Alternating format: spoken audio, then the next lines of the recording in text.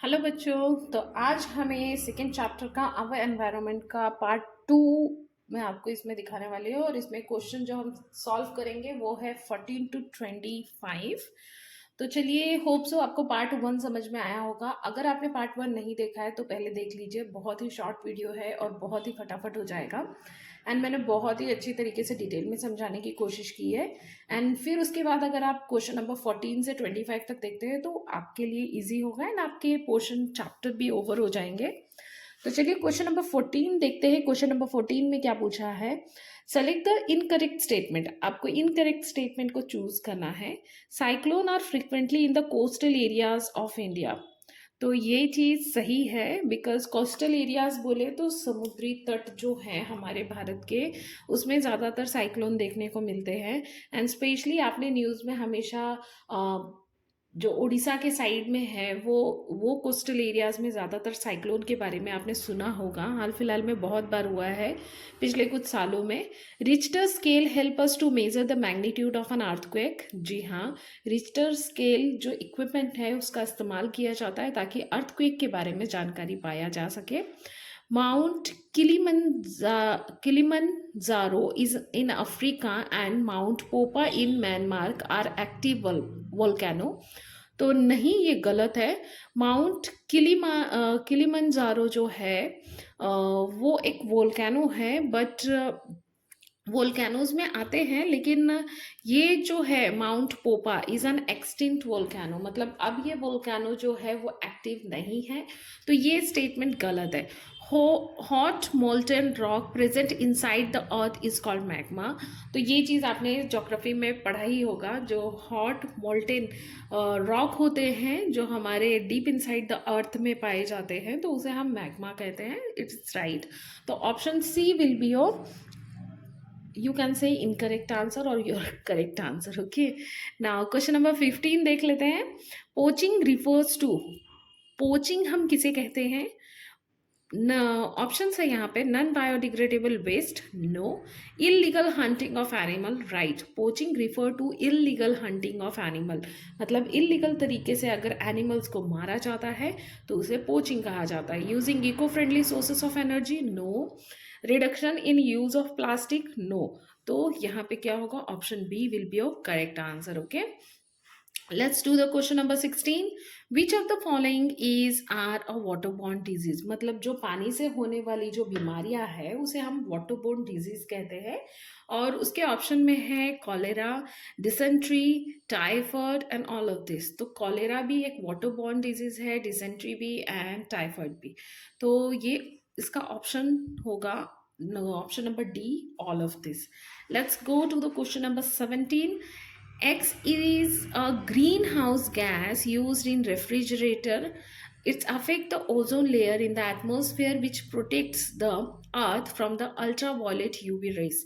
तो यहाँ पे X हम किसके बारे में बात कर रहे हैं? तो ऑप्शन में आपको पूछा गया है CFCS गैस के बारे में बोल रहा है, या ऑक्सीजन के बारे में, या नाइट्रोजन, या फिर हाइड्रोजन के बारे में। तो मैं आपको बता दूं, हमारे रेफ्रिजरेटर से जो गैस निकलती है वो है क्लोरोफ्लोरोकार्बन, जिसे हम शॉर्ट फॉर्म में CFC गैस भी कहते हैं। और ये जो है ओजोन डिप्लीशन का भी एक मेन क्या बोलते हैं, कारण बोल सकते हैं आप। और ये green house gases used in refrigerator, ये रेफ्रिजरेटर में यूज़ किया जाता है, used in refrigerator, and it affect the ozone layer in the atmosphere, जो हमें अल्ट्रा वायलेट रेज से बचाती है। तो मैं आपको बता दूं, अगर सन की डायरेक्ट रोशनी हमारे स्किन पे पड़ती है तो हमें स्किन कैंसर जैसी डिजीजेस हो सकती है। एंड जो ओजोन लेयर है हमें वैसे बीमारियों से बचाता है। तो हमें क्लोरोफ्लोरोकार्बन जो है इसका इस्तेमाल जो है बहुत सोच समझ के करना चाहिए, क्योंकि इसके वजह से हमारे ओजोन लेयर का डिप्लीशन हो रहा है। चलिए क्वेश्चन नंबर 18 देख लेते हैं। In which of the following sphere do living organism exist? तो लिविंग ऑर्गेनिज्म कौन से स्पेयर में एग्जिस्ट करती है? लिथोस्फेयर मतलब लैंड में, हाइड्रोस्फेयर मतलब हवा में, बायोस्फेयर एंड एटमोस्फेयर मतलब हवा में, हाइड्रोस्फेयर मतलब वाटर में। तो बायोस्फेयर जो है वो लिथोस्फेयर, हाइड्रोस्फेयर एंड एटमोस्फेयर का कॉम्बिनेशन है जो बायोस्फीयर बनाता है, तो option C will be your correct answer, because organism जो है हवा, पानी, जमीन, हर जगह पे हमें मिलते हैं, तो किसी एक को हम करेक्ट नहीं कर सकते, राइट। क्वेश्चन नंबर 19 देख लेते हैं। क्वेश्चन नंबर 19 में बोला है सेलेक्ट द इनकरेक्ट स्टेटमेंट। तो यहाँ पे ऑप्शंस दिए गए हैं। Water vapour present in air help in the formation of cloud, oxygen is important for our survival, rivers is source of fresh water and lakes is source of salty water, core is the inner most layer of the earth. तो मैं आपको बता दूं, water vapour की वजह से ही हमारा जो आप बोल सकते हैं, वाटर वेपर की वजह से ही हमारा जो क्लाउड के फॉर्मेशन होते हैं। ऑक्सीजन जो है वो बहुत इंपॉर्टेंट है हमारे सर्वाइवल के लिए। रिवर जो है वो फ्रेश वाटर का क्या बोलते हैं जरिया है, लेकिन लेक जो है वो भी फ्रेश वाटर का ही जरिया है, सॉल्टी वाटर का नहीं है। और हमारा कोर जो है वो अर्थ का सबसे इनर पार्ट है, मतलब कोर है, उसके ऊपर मेंटल है एंड उसके ऊपर क्रस्ट है जिसके ऊपर हम रहते हैं।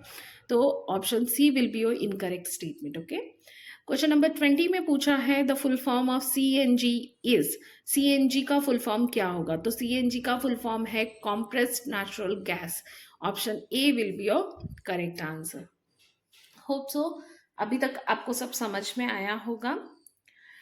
चलिए अचीवर सेक्शन क्वेश्चन नंबर 21 देख लेते हैं। Match the column and select the correct option. Column 1 and column 2 दिए गए हैं आपको। Air pollution, water pollution, soil pollution and noise pollution. तो आपको इसे मैच करना है। एयर पॉल्यूशन से क्या होता है? एयर पॉल्यूशन से asthma, decrease soil fertility, deafness and typhoid. तो अस्थमा जैसी बीमारी एयर पॉल्यूशन से होती है।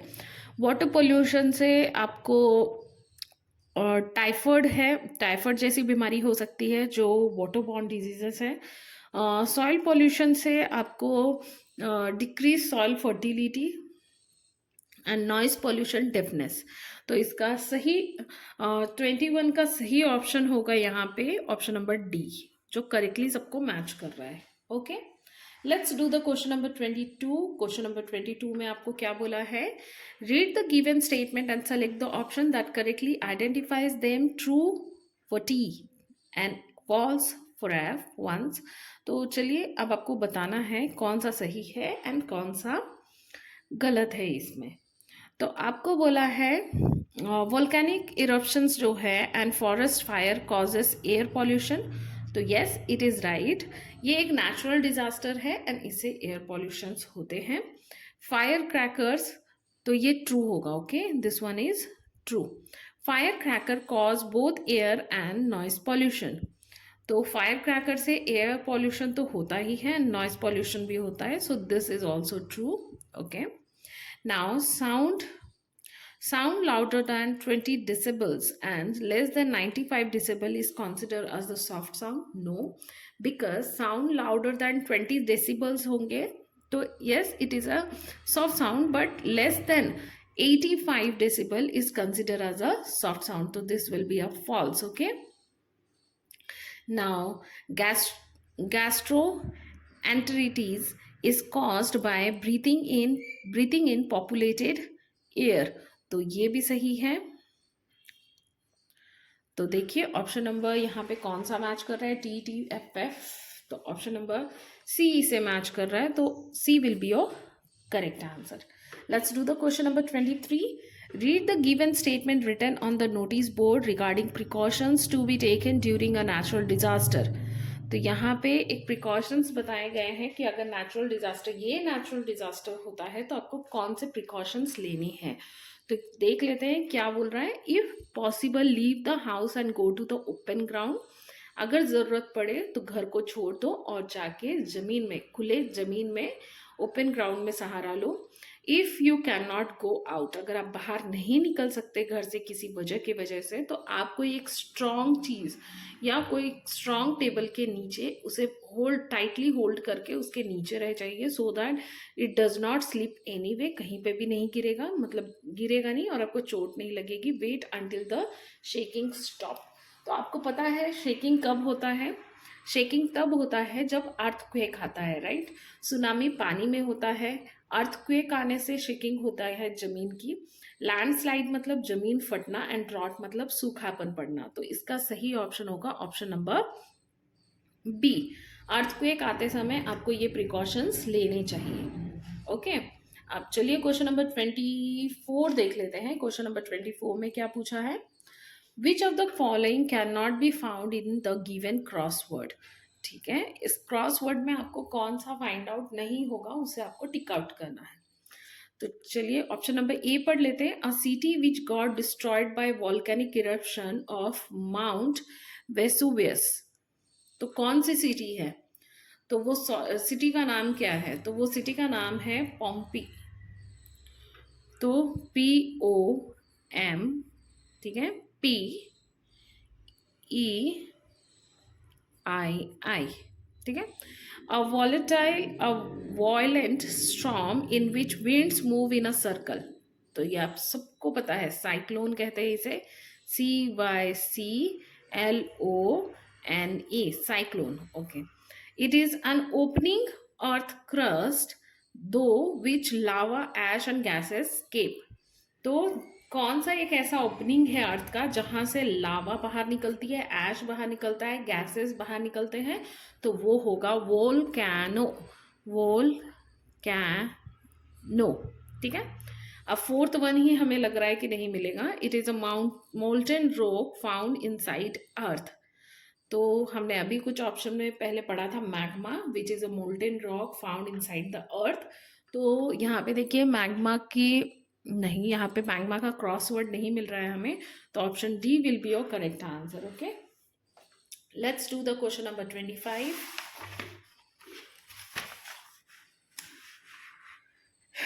चलिए क्वेश्चन नंबर 25 देख लेते हैं। चलिए क्वेश्चन नंबर 25 देख लेते हैं। Unscramble the given set of letter. Unscramble the given set of letter to obtain the name of a phenomenon that adversely affect the environment. तो आपको एक ऐसा फेनोमेनन जो बताना है, ऐसी वजह बतानी है जो अफेक्ट कर रहा है हमारे एनवायरनमेंट को। तो ये आपको अनस्क्रैम्बल वर्ड दिया हुआ है, तो इसे देख के तो आप इजीली सॉल्व कर दोगे। This is global and warming. Select the correct statement regarding this phenomenon. इस फेनोमेनन के रिगार्डिंग, इस वजह के रिगार्डिंग आपको इसका स्टेटमेंट जो है वो बताना है, correct statement. It increase as the deforestation increases, it has resulted in melting of a polar ice cap. तो डिफॉरेस्टेशन मतलब पेड़ों को ज़्यादा कट करने की वजह से ये ग्लोबल वार्मिंग बढ़ी है। It has result in melting of ice cap, इसके वजह से पोलर रीजन्स के जो आइस कैप है वो मेल्ट हो रहे हैं धीरे धीरे। It affect decreasing as the amount of green house gases increase. तो ऑप्शन मतलब ऑप्शन नंबर डी में बोला है बोथ ए एंड बी। तो इसका सही आंसर होगा डी, बिकॉज ये दोनों स्टेटमेंट करेक्ट है regarding the global warming. And जो नंबर सी है, it affect decrease in the amount of green house gases. तो नहीं, ग्लोबल वार्मिंग की वजह से कोई ग्रीन हाउस गैसेस में अफेक्ट नहीं पड़ने वाले, बिकॉज ये भी टाइम टू टाइम इंक्रीज होते जा रहा है और ओजोन लेयर डिप्लीशन कंटिन्यूसली हो रही है। तो होप सो आपको ये समझ में आया होगा, एंड मैं होप करती हूँ कि एट द एंड आप इसे सॉल्व कर रहे होंगे।